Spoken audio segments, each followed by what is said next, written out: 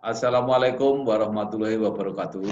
Kembali bersama saya, Bang Sadono. Kali ini saya akan berdiskusi mengenai kesenian barongan. Kalau bicara soal barongan, Blora lah tempatnya. Jadi kira-kira kalau ada Republik Barongan di Indonesia itu ya ibu kotanya itu Blora, itu ya kira-kira.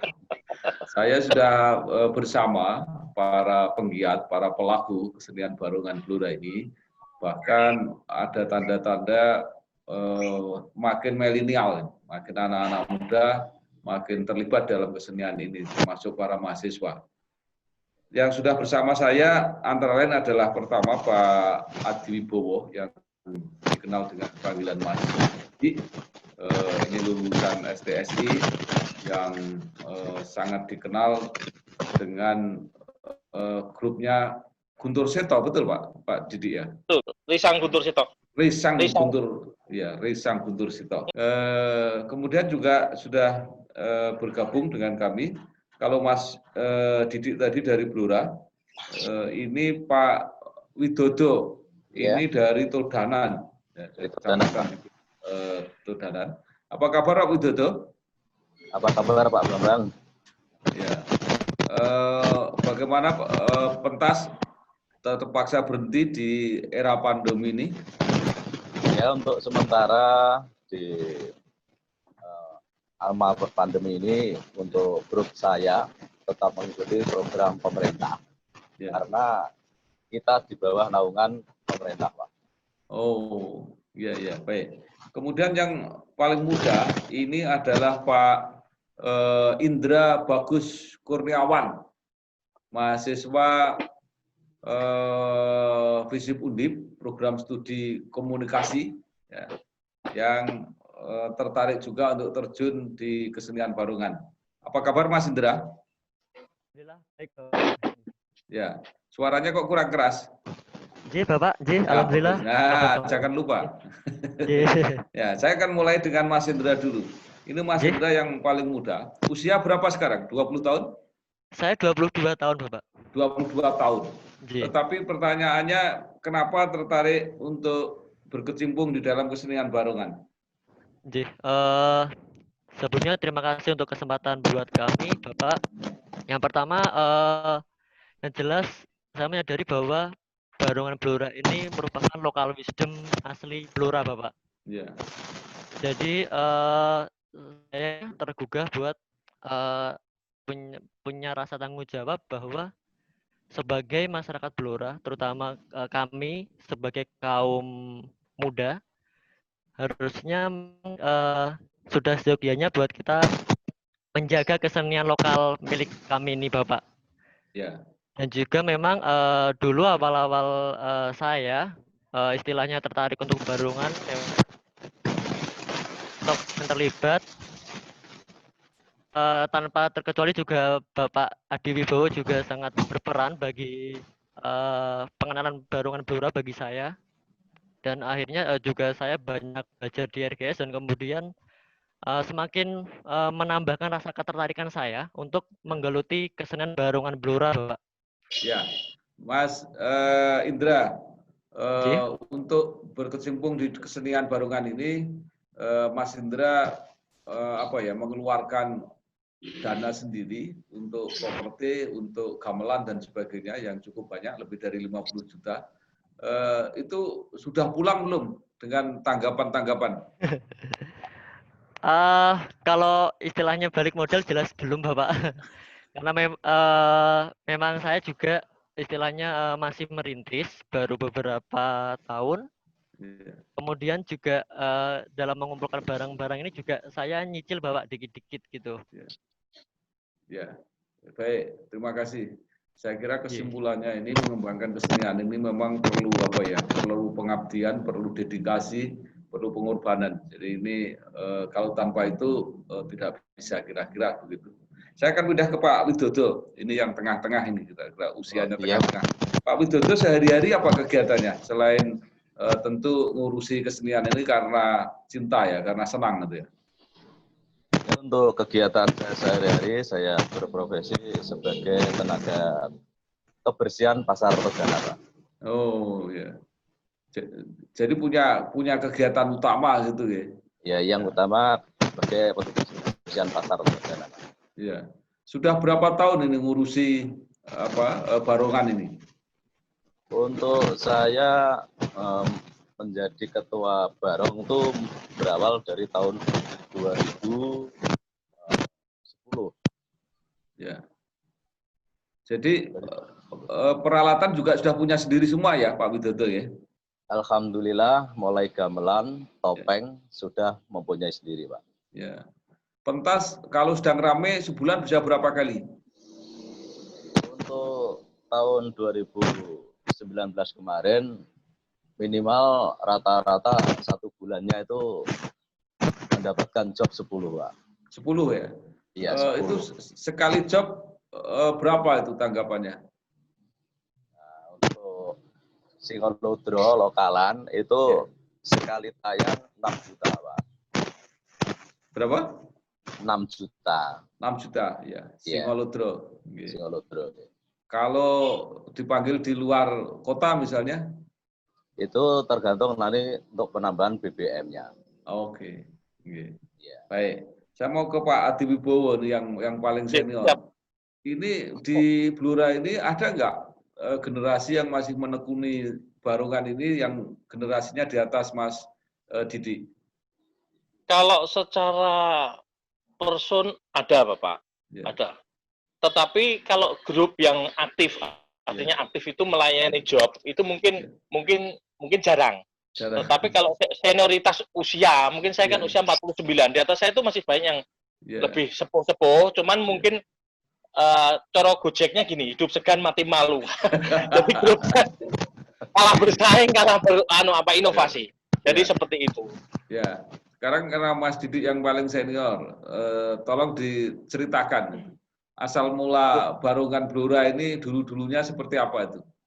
Ya, ini pertanyaan yang sulit jujur saja buat saya. Karena begini, jujur Barongan Blora ini kan tidak ada bukunya, Bapak. Cara babon kan tidak ada. Cuman dari dongeng, dari mulut ke mulut, ini mohon izin ini dari saya, dari GS. Tetapi saya mulai SMP tahun 80-an itu saya sudah barong.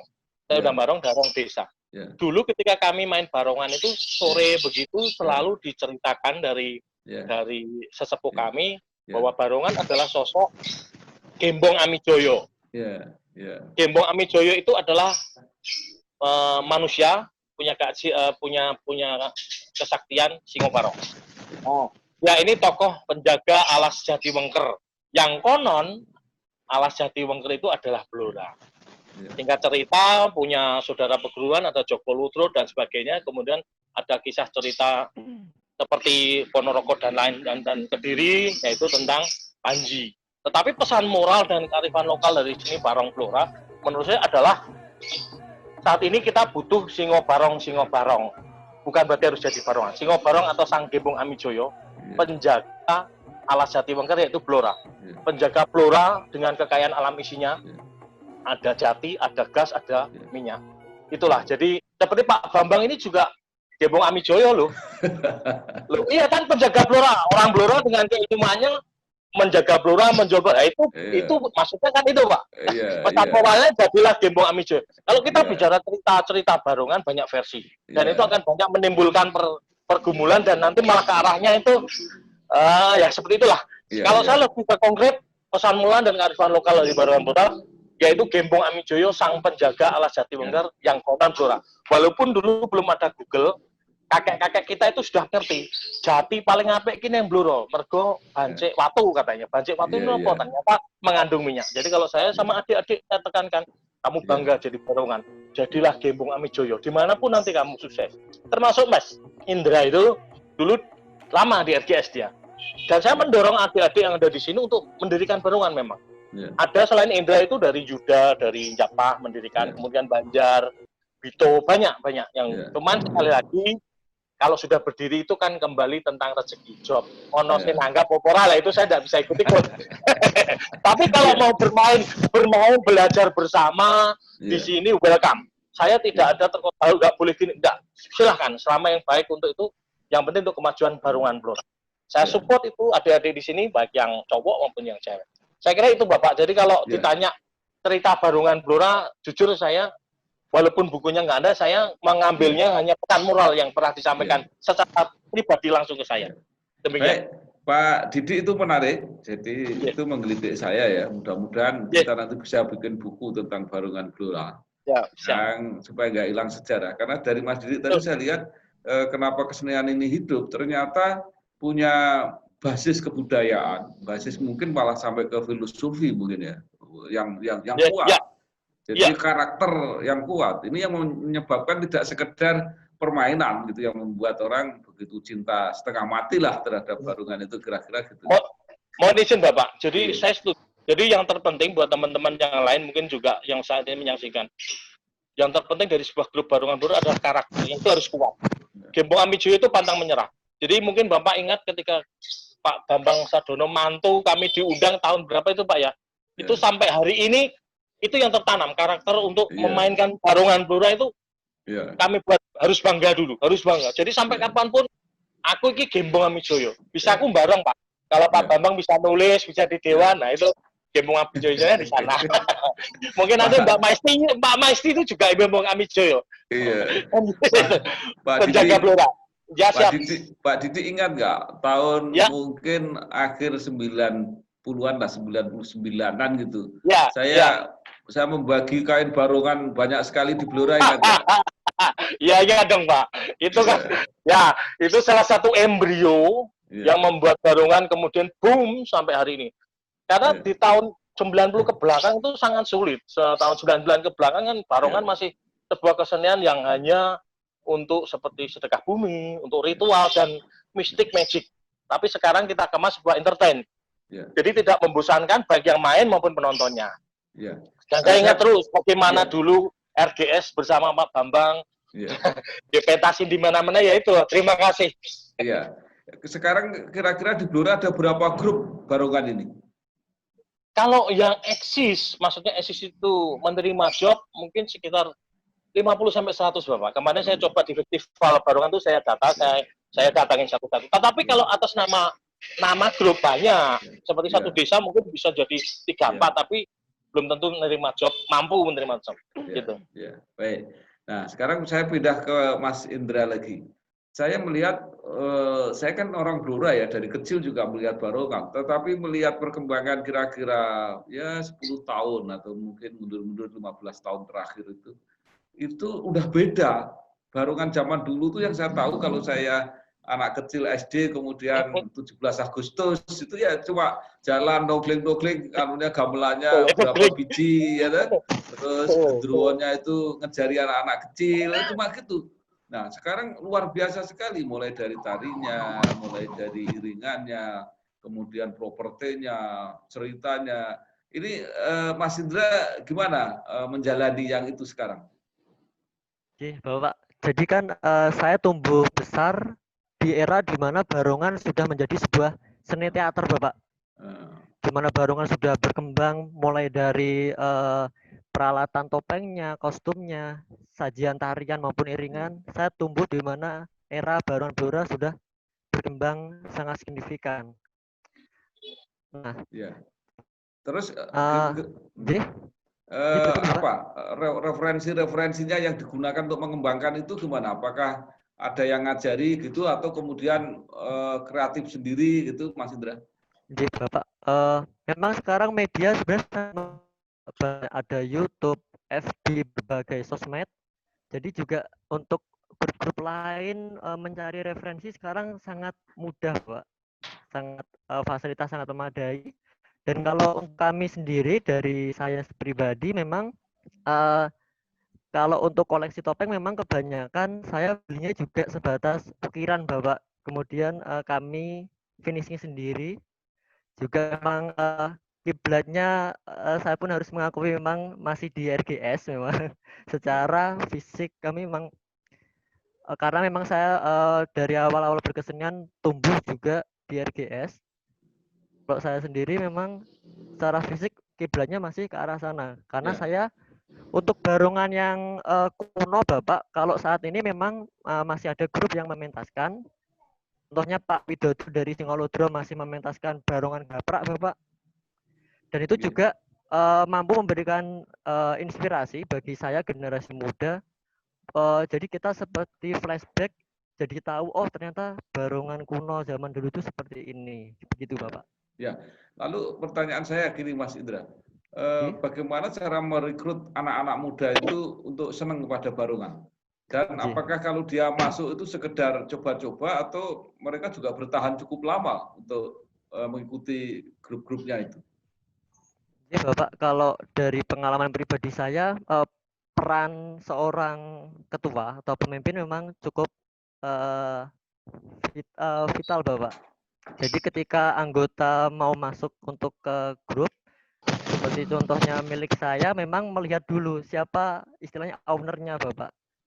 Nah dari situ kemudian kalau punya saya memang kebanyakan belum yang profesional karena 100% memang masih pelajar dan mahasiswa Bapak.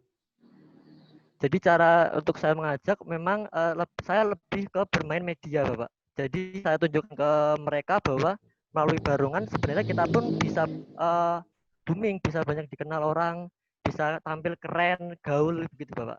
Ya. Nama grupnya apa Mas Indra? Kumara Krida Mustika. Kumara Krida Mustika. Oh, Kumara Krida Mustika. Ya, saya kira bagus sekali. Pak Widodo, kelihatannya yang lebih profesional menjalani seniman barongan ini Pak Widodo. Itu bagaimana cara mengelola itu? Yang di masyarakat itu yang senang yang mana? Yang modern seperti Mas Indra ini atau yang tradisional, yang barongan-barongan lama itu Pak Widodo?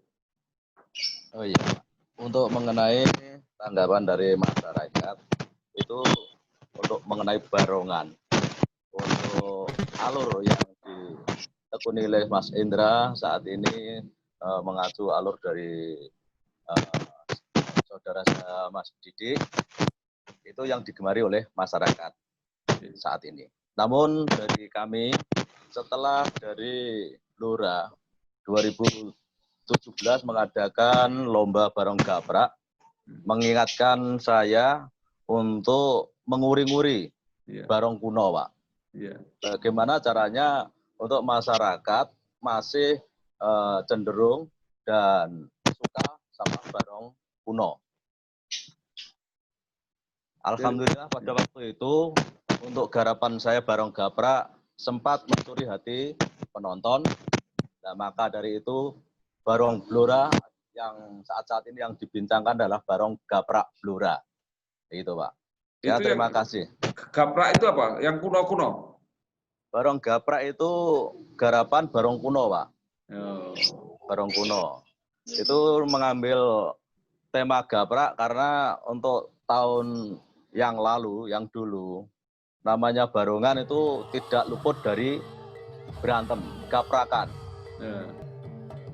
Ketemu grup satu dan satunya pasti saling gaprak. Itu. Untuk Pak Widodo itu, Pak Widodo itu di Todanan ya? Todanan Pak, ya. Saya rasanya sudah pernah ke situ kalau nggak salah ya. Ya, alhamdulillah dulu Pak Bambang pernah sowan di Todanan. Ya, saya pernah sampai ke situ. Ya. Penjenengan merekrut apa? Timnya itu dari mana saja? Apakah pemuda-pemuda di sekitar di desa itu atau ada yang dari tempat-tempat lain? Untuk anggota Singolodro ada yang dari luar kecamatan, Pak. Tidak hanya KUP Kecamatan Todanan, karena untuk Singolodro bersahabat dengan Kecamatan Kunduran, Kecamatan Ngawen. Dulunya kita untuk saling adu argumentasi, saling tukar pikiran. Bagaimana caranya untuk barongan tetap dibanggakan orang Blora, untuk mengenai rezeki itu Tuhan sendiri yang ngatur. Ya Mas Didi. Betul. Saya kembali ke Mas Didi ya.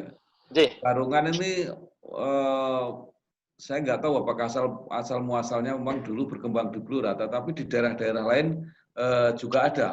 Cuma yang beda itu modifikasi ya, modifikasi modernisasinya Barongan di Blora itu begitu cepat sehingga seolah-olah sudah agak beda dengan di daerah-daerah lain. Ini kenapa Mas Didi? Jadi saya bicara dari skup grup kami dulu RGS. Saya pelakunya Barongan. Dulu Barongan Blora kan tadi disampaikan Mas Widodo, sedulur saya Todanan, bahwa Barongan itu dulu kan saya waktu SMP SMA itu kan gede-gede seperti Pak Bambang Ahmad tadi kotak-kotak gudaki wong. Nah, ketika saya di RGS itu bagaimana Barongan ini sebenarnya sebuah mahakarya yang bisa dimainkan dengan sebuah sajian entertain. Jadi ketika saya di RGS, saya buat panggung, sound, lighting, dan sinden. Tapi waktu itu banyak kritik yang, wah Barongan disindeni, ini sosial bal-balan disindeni. Saya mah maju terus saja. Dan waktu itu era Barongan belum. Nah, dari situ saya terus mengemas bagaimana Barongan ini menjadi sebuah topeng yang berkarakter. Tadi kalau yang gaprak modelnya kan seperti itu, pasti tebal karena untuk gaprakan. Tapi yang saya kan seperti yang di belakang saya ini, saya menonjolkan bahwa Gembong Amijo itu adalah harimau. Harimau Jawa khususnya, karena di Jawa tidak ada singa. Itu terus saya kembangkan terus, dan puji Tuhan, alhamdulillah sampai hari ini itu diterima di masyarakat. Jadi topeng-topeng yang seperti yang ada di belakang kami ini ternyata diikuti bahkan sampai ke kabupaten lain. Sebagai contoh, kita ada Festival Barong Nusantara. Pagi untuk acara siang Barongan Blora, malam kan mengundang grup-grup dari kabupaten lain, Bapak. Nah, di sana ketemulah Barongan-Barongan mulai Kediri, Kendal, Blora, dan daerah lain. Ternyata mereka minder dengan topeng-topeng kita yang menurut mereka lebih lebih menarik. Dan jujur saja, kalau dari saya kan begini, Pak. Ini kan Pak, pinter-pinternya wong dodol, jualan. Saya harus bagaimana ben payu, Baronganku tak model begini, penariku begini, kostumnya begini. Ini kan sebenarnya ke sana, tentang manajemen menjual. Jadi, mohon maaf, tadi Mas Wid sudah sampaikan, masyarakat tetap ada yang menginginkan Barongan kuno gaprak. Saya juga salut, tetapi saya mengambil yang lain. Artinya saya, bagaimana Barongan yang entertain, saya jualan. Gitu loh. Karena piye caranya band grup ini laku dan payu, dan dikenal itu kan syaratnya cuman eksis toh Pak. Nah, eksis bagaimana supaya bisa eksis, bisa mandiri dengan kekuatan kami, ya harus laku ditanggap. Supaya laku ditanggap bagaimana? Ya menarik. Nah, itu terus belajar. Jadi dari komponennya itu kami perbaiki, dari SDM-nya juga harus berlatih. Makanya di sini anak-anak mulai SMP, SMA sampai mahasiswa anggota kami juga semuanya berlatih untuk ke arah sana. Jadi itu perkembangannya memang cepat sekali. Itu didukung pula oleh festival-festival yang ada, Bapak. Tidak hanya di Blora, tetapi misal ada di Surakarta atau mungkin provinsi gitu ya. Tidak hanya Pemkab, kadang mungkin Sanggar berangkat sendiri. Ya, itu seperti itu, Pak. Jadi itu semakin membuat Barongan itu berkembang dinamis, dan memang tuntutannya zaman seperti itu. Saya kira gitu, Pak. Boleh disebut bahwa Barongan Blora itu mengalami perkembangan kreativitas yang luar biasa setelah Mas Didi terjun. Jangan. Wah, dia jangan karena saya, toh, Pak. Nah, ini kan media itu, betul, adik saya Indra tadi, media itu kan sekarang kan luar biasa. YouTube, bahkan jujur saja, Barongan Boyolali aja dari sini, dan iringannya itu nembak, niru punya saya. Ya enggak apa-apa, saya bangga aja dari. Nah, itu mungkin karena media, dan kalau saya begini, Pak, mungkin karena gini loh, Barongan saya kebetulan lebih dulu, dan saya garap itu diterima masyarakat payu. Nah, artinya terus mungkin itu teman-teman ikut, mungkin seperti itu.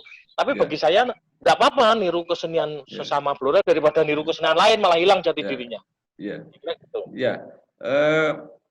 Itu kata-kata barong setelah saya cari-cari itu yang menggunakan kan hanya di Bali itu ada tari barong. Di Blora jadi barongan. Itu ada nggak hubungannya itu Mas Didi antara tari barong di Bali dengan barongan di Blora itu ada koneksinya atau ada sejarahnya gitu nggak? Mohon izin, saya tidak tahu Pak, tidak tahu saya. Tapi pengetahuan saya kok tidak ada ya, tidak ada. Kalau pemahaman saya barong SMP itu ketika kami di lapangan golf, sebelum kami harus pencak barongan terus kita olahraga pencak itu cerita dari sesepuh kami itu barongan adalah sosok penjaga alas jati wengker yaitu Blora. Dari sana jelas ketokohannya, jelas kearifan lokalnya, jelas pula pesan moralnya. tidak ada kaitan dengan Ponorogo ataupun Bali. Itu yang saya terima di kampung kami di Kunden. Saya kira samalah Kunden Tunjungan tak Jarus. Kunden dan Tunjungan kan tinggal Kulon titik. Iya, iya. Ini kalau Mas Indra ini yang di Tunjungan ya, di Tunjungan. Tunjungan itu daerah kelahiran saya itu. Nah, Mas Indra, ini saya kan melihat video Mas Indra itu yang merasa sedih karena di era COVID tidak bisa pentas. Itu situasinya gimana? Memang tidak ada yang nanggap atau memang tidak boleh pentas atau gimana, Mas Indra? Jadi sebenarnya bulan-bulan kemarin memang sedang euforia, senang-senangnya kami pentas bahwa sejak Desember, Januari, kemudian juga sebenarnya Maret, April kemarin memang bulan-bulan ramai. Ada beberapa job yang masuk ke grup kami, memang tanggalnya pun sudah fix. Namun kemudian memang pandemi ini bukan salah pemerintah, kembali lagi pandemi ini yang merasakan bukan hanya kita tapi sedunia. Jadi kita hanya bisa legowo, ikhlas, kalaupun memang sementara belum bisa pentas karena memang izin pentas pun belum ada. Jadi awal Maret tanggal 15 pun sebenarnya kami pentas juga memang kami ingin coba ngelobi dari pihak Polsek Tunjungan pun memang sudah tidak bisa pentas. Nah, jadi untuk video yang kemarin kami buat memang istilahnya ekspresi jiwa kami, Bapak. Dampak corona kami gitu. Kalau Pak Widodo juga sama sekali berhenti atau mungkin masih ada latihan-latihan Pak Widodo? Sama Pak, dari Sanggar Singolodro beku, apalagi tanggapan. Untuk latihan pun nggak berani dengan adanya ini aturan dari pemerintah. Yang sebagai aturan itu kan bukan tanggapannya, sebagai panduan kan ngumpulnya banyak orang, gitu Pak. Untuk latihan itu juga kan kita mengumpulkan banyak orang, jadi kami nggak berani Pak, gitu. Takut kena teguran. Iya. Jadi kelihatannya lebih gampang tapi kalau wayang Celimen kok bisa itu ya? Itu gimana itu? Mungkin Pak Didik bisa. Ini kan teman-teman di tempat lain terutama wayang itu bisa main. Gimana kalau itu? Jadi begini Bapak, saya ini juga kami sama-sama teman-teman, tetapi kalau di RGS kami punya komit bahwa selama Blora belum aman, kami tidak akan melakukan kegiatan apapun, karena kesehatan dan keselamatan lebih penting buat kami. Nah, latihan pertama masa pandemi kemarin hari Selasa, yang saya unggah di YouTube itu teman-teman. Kalau kami menyikapi seperti teman-teman wayang bisa pentas virtual itu juga bagus. Kami juga akan mencoba, tetapi ada beberapa yang menurut kami akan kesulitan Pak, karena barungan itu dimanapun, grup siapapun, asal tugling itu ngundang massa. Jadi saya takut jadi permasalahan. Yang kedua, bagi pemain, saya nggak mau egois, bagi pemain nggak ada penonton itu beda Pak. Main wayang itu kalau nggak ada penonton, seperti galang ono lakone, kalau barungan ini nggak ada sing nonton yo, nggak ada sing nonton, wah kemeng Pak, nggak iso. Karena orang Blora semakin rame, pesek semakin tulik-tulik lah, itu semakin membuat kami bersemangat.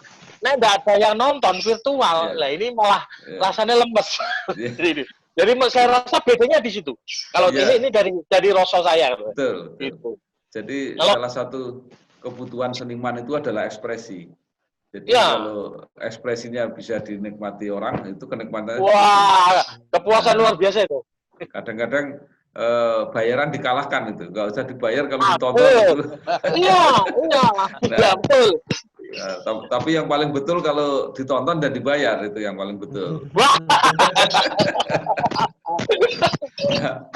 Nah, Pak Indra, misalnya ya untuk kegiatan teman-teman itu entah disederhanakan, orangnya dikurangi, itu membuat seperti lomba virtual gitu seperti apa? Jadi cuma di video kemudian dikirim gitu, nanti dinilai jarak jauh gitu, itu memadai nggak untuk hiburan sementara Pak Indra?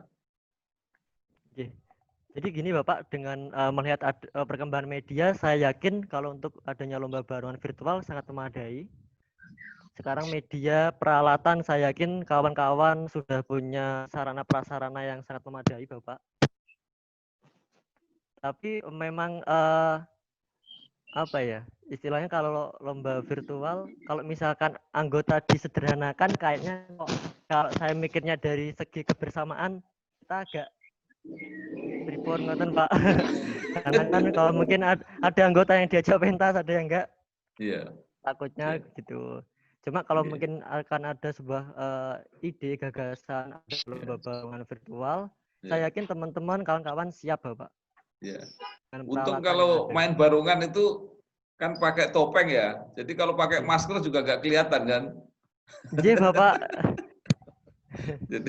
Jadi yang di dalam barongan maupun di balik topeng itu kan, kalaupun malah kalau yang pakai topeng itu nggak pakai masker ya sudah sama dengan pakai masker kan. Soalnya pakai masker pun agak mengganggu pernafasan Bapak. Jadi Oh kalau nari iya. pakai masker, apalagi jalanan Blora dengan tempo yang secepat itu, kayaknya juga Iya. ngap-ngapan Bapak. Ya, baik. Nanti kalau ada ide-ide kita pertimbangkan ya. Ini kan salah satu ide aja supaya gimana kegiatan. Karena kemarin saya melihat kalau anak-anak SD itu mereka lomba mencopot itu bisa. Memang itu kan individual, jadi hanya seorang. Kalau ini kan soal grup gitu ya. Jadi Mungkin Mas Pak. kemudian kalau untuk Pak Widodo ya, yang menurut Ya. saya kelihatannya memang profesional. Itu semua anggotanya punya sampean apa enggak? Atau hanya berkegiatan kesenian itu Pak Widodo? Untuk grup saya tuh meliputi grup itu kebanyakan ada sambennya Pak. Itu sebagai petani, mayoritas petani Pak. Ya. Dan selain petani, di sini juga ada yang sebagai panol, panggul, tukang gulu pasar Pak. Itu. Nah, jadi untuk grup kami, walaupun terkena dampak COVID seperti ini, ya bisanya hanya berdoa dan mensyukuri dan dikaji Pak. Jadi untuk grup saya, untuk kedepannya sebagai cambuk COVID ini tidak mengandalkan sebagai seniman. Untuk seniman harus mempunyai prakarya lain. Antaranya untuk pekerjaan lain, tani, panggul, pasar, atau bisnis lainnya gitu Pak. Ya, saya kira itu yang menurut saya malah yang betul ya, kayak di Bali itu. Di Bali itu orang berkesenian, ditonton nggak ditonton orang, ya dia akan tetap, karena itu merupakan bagian dari cara mereka berbudaya. Jadi kalau barongan sudah bisa kayak begitu, ya itu kan akan hidup lebih lama di masyarakat. Jadi mudah-mudahan kesempatan pentas ini segera bisa terbuka dan teman-teman barongan bisa terus berkreativitas. Pak Didi, ini kira-kira eksistensi barongan di Blora dan kira-kira masa depannya itu kemana ini? Apakah ada pembinaan atau mungkin ada gerakan yang lebih baru lagi untuk memodernisasi barongan gitu? Moga Pak Didi. Izin sebelum saya jawab itu, mungkin saya menimpali yang festival atau lomba virtual tadi Bapak. Ya. Kalau saya agak beda pendapat saya. Kayaknya susah Bapak kalau lomba barongan virtual. Karena barongan itu rosol. Kalau kita lihat pakai virtual, cara memainkan barongan langsung dengan virtual itu menilainya gimana? Beda mau cepat. Wayang pun mungkin bisa ya, tapi nek barongan itu kan rosol, seperti tarian itu kita lihat di virtual dengan langsung menilainya agak sulit. Ini yang dinilai nanti akan api-apian rekaman apa api-apian tampilan, itu agak sulit menurut saya. Kalau yang pertanyaan panjenengan tadi tentang ke depan barongan Pak ya? Ke depannya barongan menurut saya sangat baik, untuk benar-benar bagus prospeknya. Karena anak-anak muda sekarang juga sudah banyak yang terlibat dan nggak malu-malu. Terutama yang cewek-cewek Bapak. Kalau yang cowok mungkin karena cah lanang seneng, cowok seneng barongan itu wajar. Tapi sekarang cewek-cewek itu monijen tidak bermaksud apa-apa. Seperti contoh di kami kemarin latihan sekali banyak yang WA inbox masuk dari orang tua mau nitipin anak ceweknya untuk bisa ikut main di sini. Nah, artinya ini sebuah fenomena menarik bahwa barungan itu sesuatu yang sudah bukan tapi akan maju ke depannya, dan tentunya itu dituntut yang teman-teman yang di depan untuk bisa berpikir caranya menarik, ditonton, dan anak-anak ini tidak bosan untuk memainkannya. Kalau gerakan dan tariannya atau sajiannya itu melulu, penonton sudah bisa menangkap, pemain juga bosan, akhirnya stuck berhenti. Makanya ke depan harus banyak inovasi-inovasi, tentunya yang tetap di koridor Barungan Blora. Kalau kami gitu di RGS, saya sudah mempersiapkan Bapak, rencana nanti pandemi COVID ini Blora aman, selesai, kami akan bikin pagelaran Indonesia Bangkit dengan kami sendiri, kekuatan kami. Tetapi kalau memang Tuhan mengizinkan, kami mampu, seperti biasanya kami akan undang guru-guru lain juga untuk bergabung. Kemudian ke depan, itu pun kami awali dengan seperti di belakang saya ini, kami coba selama masa pandemik, anak-anak saya suruh bikin kemasan baru di topeng-topengnya dengan mahkota dan sebagainya, gerakan juga baru. Nanti setelah itu ke depan akan kami buat juga, kami sudah punya gambaran permainan-permainan yang baru, yang tentunya itu artinya sajian baru, iringan baru. Ini kembali lagi ke manajemen noto piye ben payu, intinya kan begitu Pak. Ini kan sekarang bicara aja ke sana. Ya. Saya hanya mau tanya tadi ya, ada banyak anak-anak muda, gadis gitu ya, perempuan yang ikut bergabung. Apakah itu sebagai pendukung tari atau masuk sebagai pemain barungan? Dia ikut bertari di tarian jaranan, Pak. Dia penari. Bukan yang ngangkat barungannya itu, bukan ya? Kalau kami di Guntur Seto nggak ada pembarong cewek, enggak Pak. Jadi kalau di kami Bajang Ganong, pembarong itu cowok. Yang cewek ini cantik tapi tetap narik jaranan dengan gagah dan lama megah neng ayu. Nah itu karena itu nilai jual juga. Penonton ben seneng. Sebagai bagian lah, sebagai bagian pendukung gitu ya. Ya. Baik, Mas Indra ya, tadi mempertajam lagi tadi yang tentang pentas virtual untuk sementara itu tadi ya. Menurut saya bisa aja cara menilainya itu sederhana. Jadi seperti kalau barungan diliput di televisi misalnya, kan penonton yang dari rumah itu juga nggak tahu aslinya kayak apa, cuma dia melihat, tapi dia mana yang mereka seneng gitu. Mereka bisa menikmati, mereka seneng. Ya mungkin tidak sedalam para pakar yang menilai itu, tapi ini untuk konsumsi publik. Nah, kalau kira-kira itu anak-anak muda masih masih tertarik apa enggak, Mas Indra? Jadi saya mewakili dari anak-anak muda, khususnya yang masih pelajar sama mahasiswa, Bapak, karena memang dari kami semuanya pelajar. Jadi memang kami agak berbeda dari Pak Didik sama Pak Widodo yang memang sudah profesional, Bapak. Karena kami memang istilahnya murni menggunakan ini sebagai media kami untuk berekspresi dan entertain. Jadi untuk seperti itu saya pikir kalau anggota kalau sudah tahu ini eventnya apa, mengenai perhitungan untung rugi kemungkinan tidak akan dihitung, Bapak. Karena saya yakin bukan cuma kami, tapi saya yakin semua grup pun seperti itu. Ketika anggota sudah tahu ini eventnya apa, festival mungkin atau lomba mungkin, saya pikir tidak akan berbicara mengenai materi, Bapak. Terima kasih Mas Didik, Risang Guntur Seto, Mas Indra Bagus Kurniawan. Apa tadi grupnya? Kumoro Krido Mustiko. Kalau Pak Widodo Singoludro. Mudah-mudahan semua berkembang dengan baik dan tetap jadi identitas daerah Kabupaten Blora. Ya, saya menamakan Republik Barungan ada di Blora.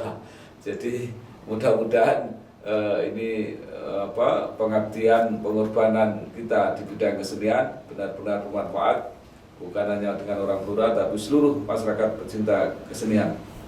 Selamat berjuang, Terima kasih. Selamat bekerja. Sukses. Matur nuwun. Wassalamualaikum warahmatullahi wabarakatuh.